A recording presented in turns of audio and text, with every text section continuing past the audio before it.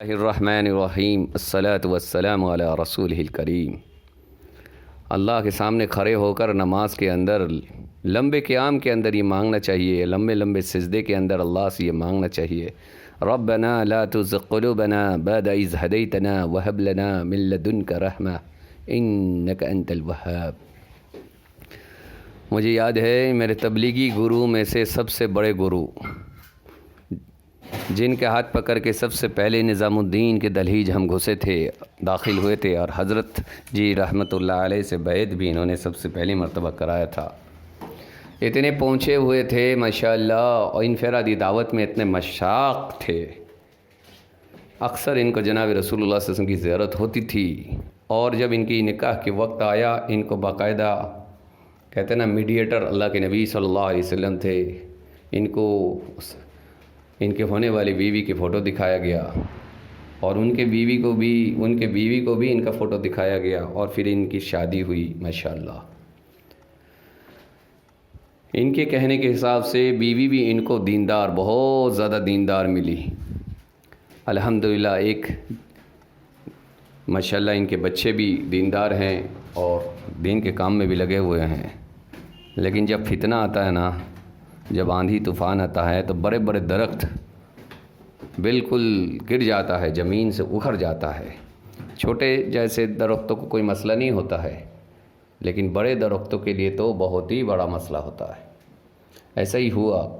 جب نظام الدین سے فتنہ چلا، اور نظام الدین سے ہٹنے کا جو ایک سلسلہ چلا،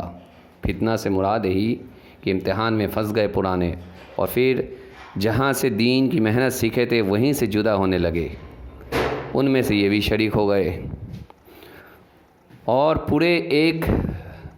ایسا صبح ہے جس میں نظام الدین کے خلاف کوئی نہیں تھا، یہی حضرت سب سے پہلے اس صبح سے جو ہے قدم بڑھایا اور نظام الدین کے خلاف پروپیگنڈا شروع کیا، اور دوسرا مرکز انہوں نے اس مرکز کے اندر ہی دوسرا مرکز کھول دیا، حصہ قائم کر لیا کہ بھائی ایک ہفتہ ان کا ہوگا، ایک ہفتہ ہم لوگوں کا ہوگا۔ پورے صوبے میں، ان کے پورے صوبے میں میں جانتا ہوں، ان کے پورے صوبے میں اور کوئی مخالفت نہیں، یہی مخالفت میں کھڑے ہوئے۔ میں ان کے صوبے پہنچا، صوبے کی مرکز سے ان کے مرکز جانے میں مجھے 16 گھنٹہ وقت لگا۔ رمضان کے مہینے میں سفر کر رہا تھا، ان سے ملاقات کی جا کے، رات بھر ان سے گفتگو ہوئی، رونے لگے، بالکل لگا کہ اب یہ نظام الدین واپس آ جائیں گے۔ پھر ہم گھر مسجد آئے، نماز میں کھڑا ہو گئے، سحری میں بلانے آئے، راستے میں ان کے گھر جا رہے تھے تو انہوں نے کہا کہ بھائی ایسے ویسے باتیں انہوں نے کہی کہ سمجھ میں آیا کہ وہ جو تھوڑی دیر کے لیے افیکٹ ہوا تھا، وہ باتیں جو میں نے رات میں کہا تھا، اور یہ رونے لگے تھے، اور لگ رہا تھا کہ ان کی قلوب جو ہے مرکز کی طرف پھر دوبارہ جوائن ہو گیا، پھر سے ان کی ذہن بگڑ گیا۔ پھر پتہ نہیں انہوں نے کہا کہ کسی سے انہوں نے رات میں بات کیا، اور انہوں نے پھر سے ان کی ذہن کو اور خراب کر دی۔ خیر، کوئی کسی کا ذہن کوئی خراب نہیں کرتا، کوئی کسی نہیں، اندر میں جو بات ہوتی ہے نا وہی فتنے کی سبب بن جاتی ہے۔ اللہ ہم سب کو حفاظت فرمائے، مرتے دم تک ڈرتے رہنے کی توفیق نصیب فرمائے، اور اطاعت کے ساتھ چلتے رہے، بڑوں سے پنگا نہ لے، بڑوں سے دشمنی نہ کرے، اور بڑوں کے خلاف، امیر کے خلاف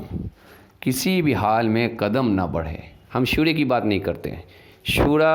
امیر نہیں ہوتا ہے، بلکہ یہ جو سارے فتنے چلی ہے اس کی ذمہ دار میں ایک سمجھتا ہوں یہ شورا ہے۔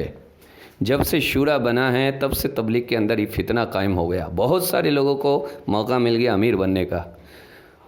بہت سارے لوگ اپنا بات چلانے لگے، اور لوگ انتظار میں تھے یہ شورا کہ یہ فلاں آدمی یہ ہمارے قریب کے ہیں، یہ جب فیصل ہوں گے تب ہم بات کو رکھیں گے۔ شورا جب سے قائم ہوا جگہ جگہ میں، تب سے یہ فتنہ تبلیغی دنیا میں آیا، اور اس کے وجہ سے آج نظام الدین کے اندر توڑ آیا، اور جس کام کی وجہ سے پورے دنیا میں امن، چین اور شانتی آ رہا تھا اور آنے والا تھا، اور اقوام عالم کی ہدایت کی فیصلہ ہونے والا تھا، جو تھوڑی دیر کے لیے رک گیا، یقیناً کچھ دن بعد ہونے والا ہی ہے۔ جب وہاں سے گڑبڑی شروع ہوئی تو پورے دنیا میں یہ گڑبڑی چلی، اور مجھے اس بات کے اوپر یقین ہے، اور اللہ نے اس بات کو مجھے بالکل سمجھا دیا ہے۔ آج جو کچھ بھی فتنہ اور جو کچھ بھی مصیبت پورے دنیا میں جو وبا پھیلا ہوا ہے، یہ ہمارے لڑائی کے نتیجے میں ہوا ہے،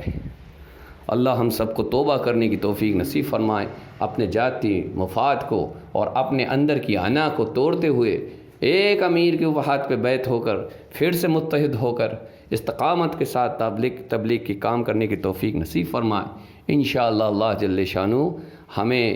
وہ دین دکھائیں گے جو بات ہم تبلیغ میں شروعاتی دن میں سنتے آئے ہیں کہ انشاءاللہ سارے دنیا میں ہدایت کی ہوا چلے گی۔ اللہ ہم سب کو قبول فرمائے۔ جزاکم اللہ خیرا کثیرا فی الدارین۔